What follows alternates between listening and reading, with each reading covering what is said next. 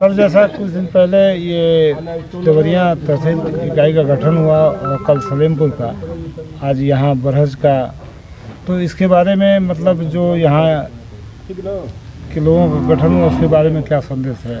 पत्रकार एसोसिएशन का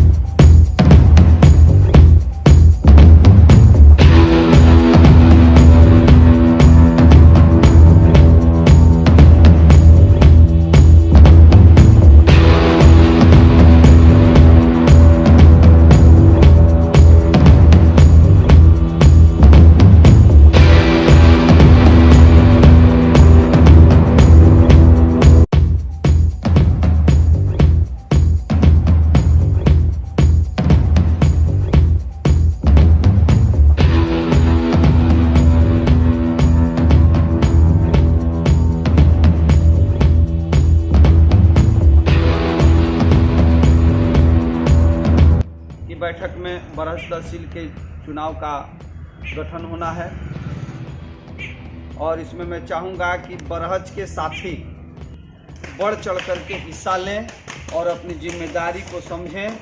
ऐसा ना कि चुनाव हो गया, हम पद पा गए और अपने घर बैठ गए, इससे संगठन को काफ़ी नुकसान हो रहा है। तो ऐसे व्यक्ति का आप लोग चुनाव करें कि जिसके नेतृत्व में आप लोग ऊर्जावान बने रहें। जिन पदों पर चुनाव होना है उसमें अध्यक्ष 1, तो बरहज तहसील के लिए अध्यक्ष 1, उपाध्यक्ष 2, महामंत्री 1, मंत्री 1, संगठन मंत्री 1, संयुक्त मंत्री 1, कोषाध्यक्ष 1, मीडिया प्रभारी और कार्यकारिणी के कम से कम 5 से 10 मेंबर। इन पदों पर चुनाव होना है। बैठक को बहुत न खींचते हुए बिल्कुल सीमित समय में हम लोगों को आज के कार्यक्रम को संपन्न कर लेना है। सभी साथी, इसके पहले एक परिचय हो जाए। तमाम नए साथी भी हैं, हम लोग रूबरू नहीं हैं, तो एक परिचय हो जाए। और मैं अपने से ही शुरू करता हूं। उदय प्रताप सिंह, संगठन का प्रदेश अध्यक्ष हूं। भागलपुर से जनादेश एक्सप्रेस में लिखने का काम करता हूं। बस यहीं से शुरू कर दीजिए। अच्छा, ऐसे ही हो जाए। 24 आवर्स का जिला प्रभारी हूँ और इस संगठन का मेंबर पांडे, संपादक राघववाणी, संगठन का।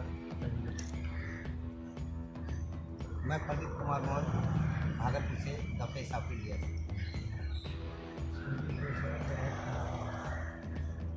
गजानंद कुमार, टाइम पेट्रोल रिसर्च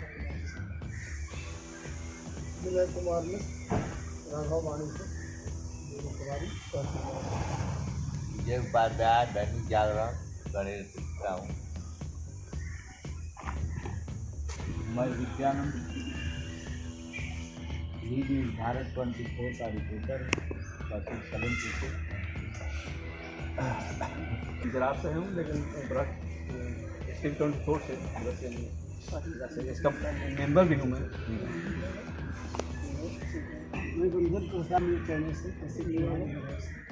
मैं रविंद्र पाल जी जी मैं रविंद्र पाल संप्रदाय जी। मैं अश्वनी कुमार, सलवाना समाचार का सलेमपुर का प्रभारी हूँ। विजय उपाध्याय, राघववाणी जी। प्रकाश मिश्रा, सद्भावना समाचार के जरिए। मनोज कुमार मदेशिया, अमर भारती धमनी। जी जी जी। आपकी बात सुन के फलक को जिद है, जहाँ बिजलियाँ गिराने की हम भी तमन्ना रखते हैं, वहीं आसियाँ बनाने की। मैं महाराज जी को बुलाऊं, उसके पहले मैं अपने राष्ट्रीय संयोजक जी से चाह रहा हूं कि आप अपनी बात रखें।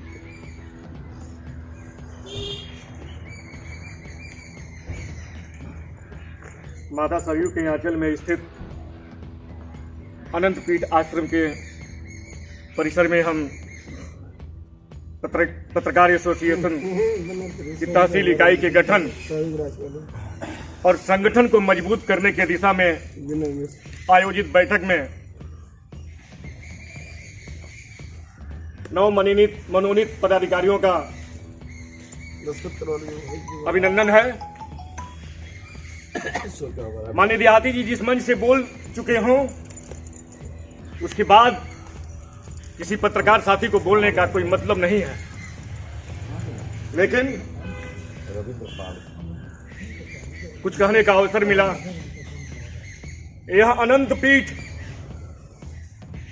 की महिमा है कि आजादी के आंदोलन की जब सूत्रपात की जब बात हुई तो क्रांतिकारियों ने अनंत पीठ आश्रम को चुना था।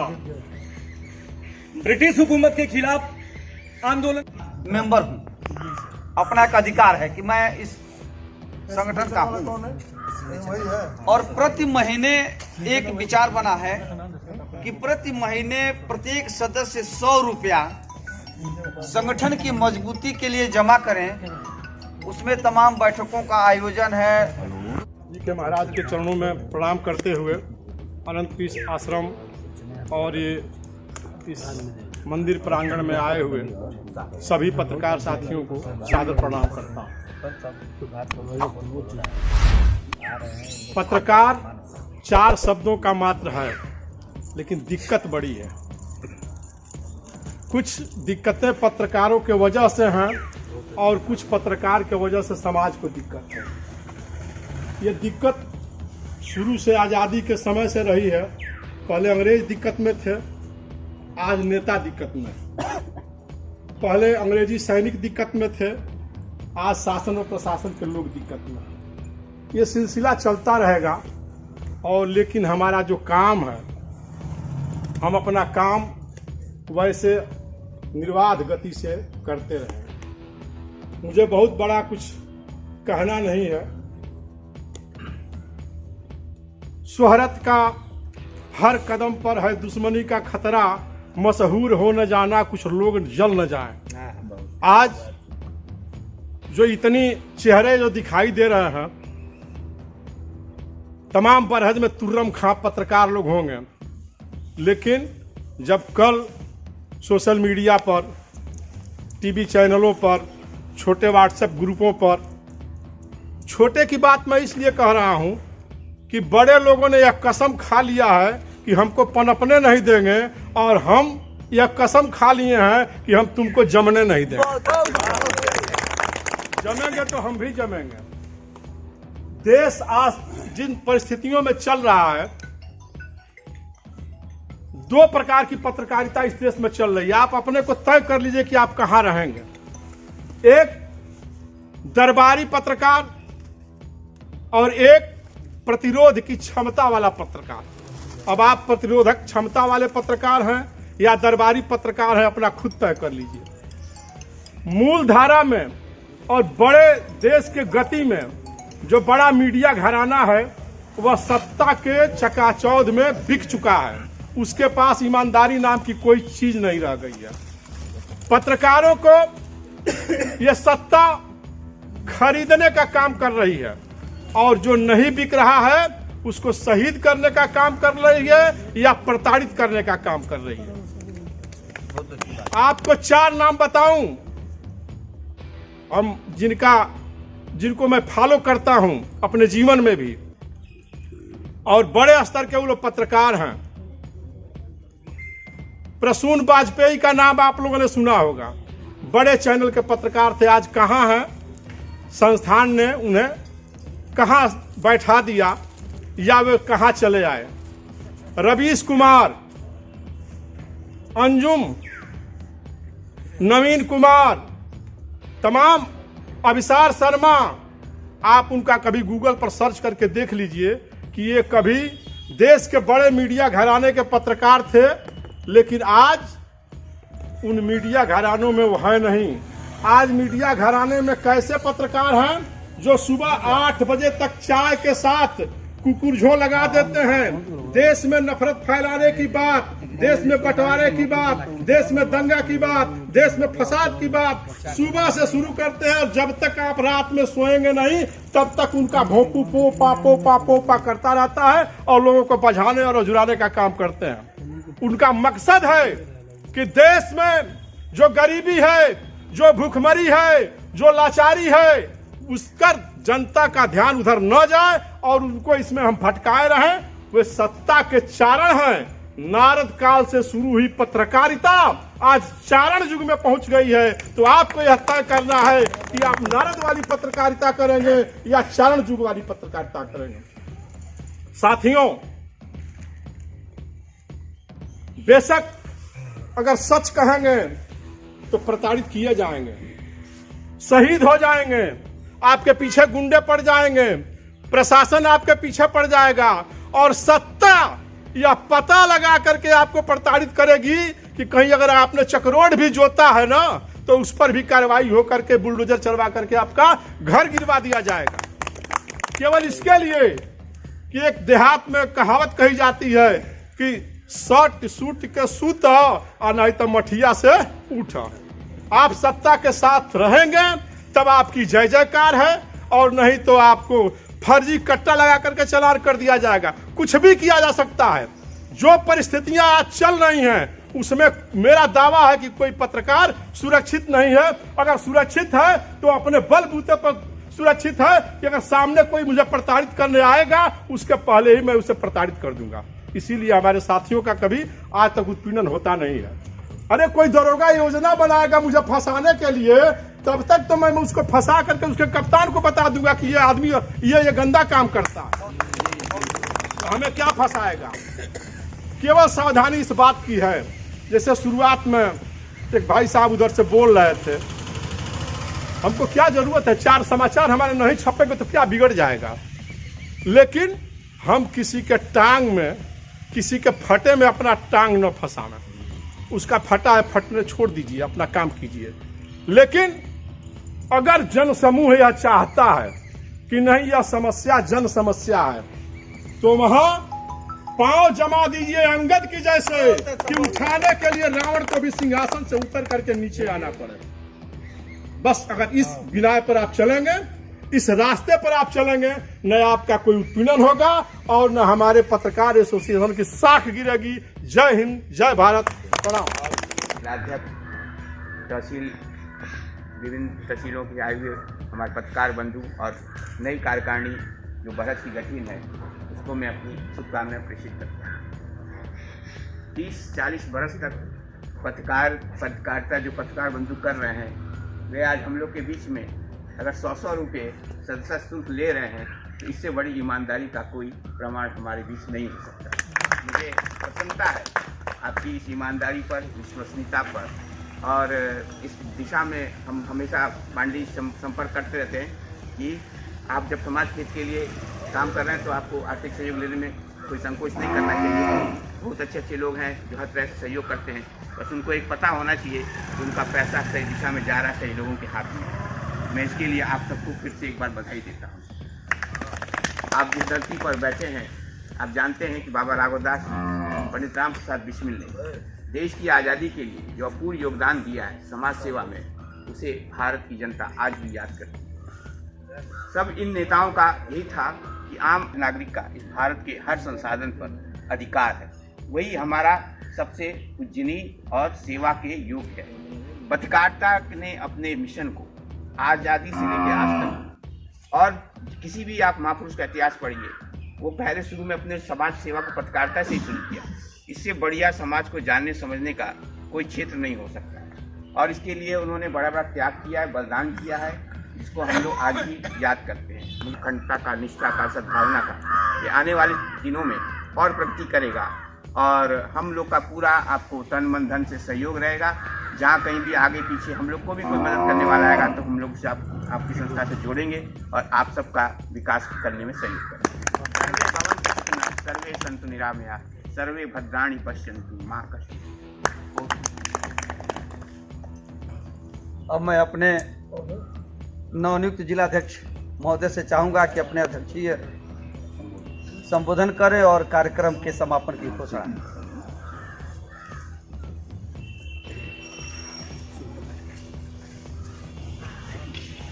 आश्रम के प्रांगण में आयोजित पत्रकार एसोसिएशन की बैठक में अपना आशीर्वाद देने के लिए पधारे अनंत पीठ आश्रम के अग्नेश दास जी महाराज का हार्दिक अभिनंदन वंदन और स्वागत करते हुए नवनिर्वाचित बरहज तहसील के पदाधिकारियों को शुभकामना देता हूं और यह विश्वास दिलाता हूं कि मुझे अगर आप लोगों ने जिलाध्यक्ष बनाया है तो मैं पूरी ईमानदारी, कर्मठता और निष्ठा से अपने कर्तव्य पथ पर अग्रसर रहूंगा और आपके हर सुख दुख में कंधा से कंधा मिलाकर चलने का प्रयास करूंगा। बहुत कुछ बात न करते हुए अब मैं अपनी वाणी को विराम देता हूं। जय हिंद, जय पत्रकार।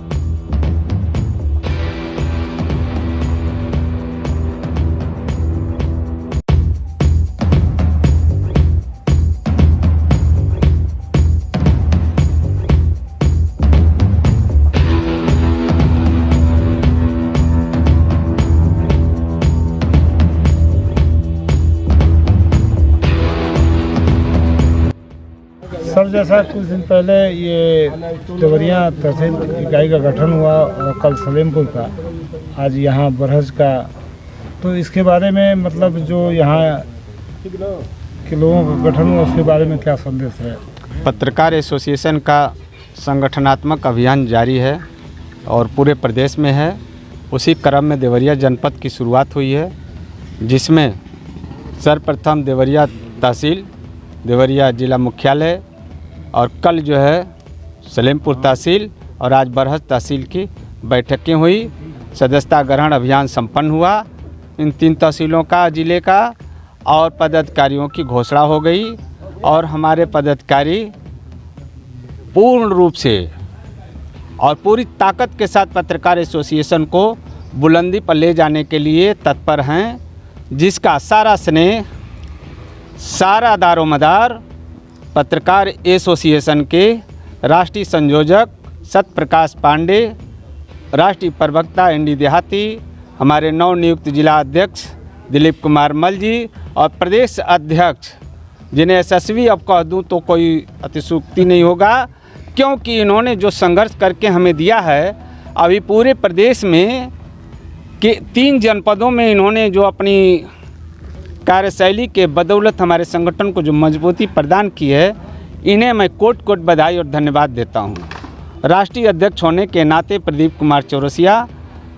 की तरफ से मैं नवनियुक्त पदाधिकारियों, सदस्यों, पूरी एसोसिएशन के शक्तिशाली संगठन के सारे सदस्यों का सम्मान करता हूं और हार्दिक बधाई देता हूं। तो सर, जैसा कि आज बरहज तहसील इकाई में जिनका गठन हुआ, उनके लिए क्या संदेश है?